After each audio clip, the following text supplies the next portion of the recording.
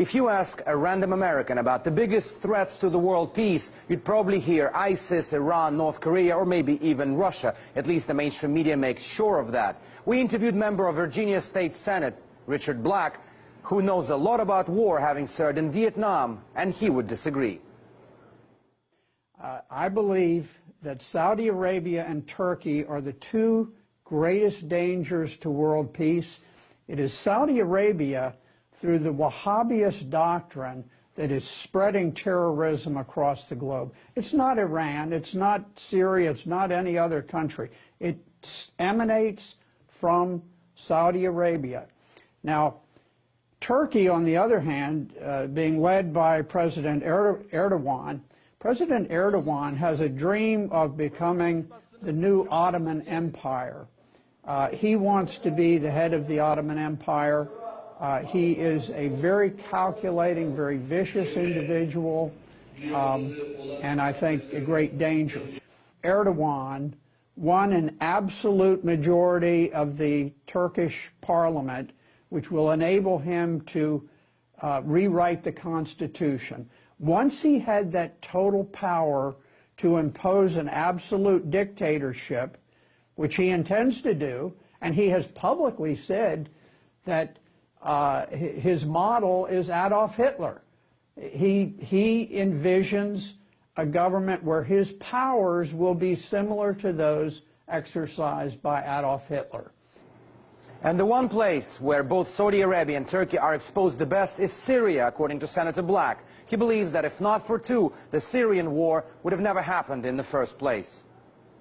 Virtually all arms, ammunition, equipment, supplies, jihadists, medical support, all of it comes from Turkey.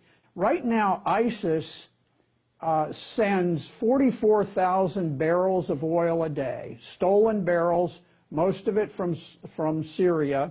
They send it across the border into Turkey.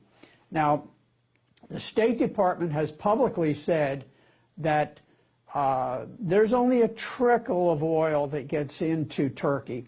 But I have personally spoken to Kurdish activists. The Kurdish activists have told me that they have personally observed hundreds of ISIS oil tankers carrying stolen Syrian oil across the border into Turkey on a daily basis. The Turks are actively assisting the ISIS rebels. On the one front, they're doing that. On the opposite front, in the area of Idlib and Latakia, they are helping the al-Nusra rebels, which are linked with al-Qaeda. So in both places, we've got terrorists, and in both places, their major support comes out of Turkey. And it comes out of Turkey with approval from the highest levels of government. As for Saudi Arabia, Senator Black believes that the latest spike of tensions between Saudi Arabia and Iran, when Saudi Arabia executed 47 Shia Muslims, is the ample proof of how Washington has been turning a blind eye to Riyadh's actions, basically allowing the kingdom to do whatever it wants. The United States has been so in bed with the Saudi Arabians for so long. The Bush family, Herbert Walker Bush, George Bush, Jeb Bush, all of them are closely tied with the Saudi royal family, the dictatorship of Saudi Arabia. The same thing with the Clintons, Bill Clinton, Hillary Clinton, very closely tied to the money from Saudi Arabia. And because of that, Saudi Arabia is able to do the most outrageous things. We tend to condemn various secular nations in the Mideast because they don't do this quite right or that quite right. And yet we overlook the absolute barbarity of the Saudi kingdom, their absolute dictatorship. There is not a single Christian church in all of Saudi Arabia. and yet we complain about the fact that other countries don't have complete freedom of this or that.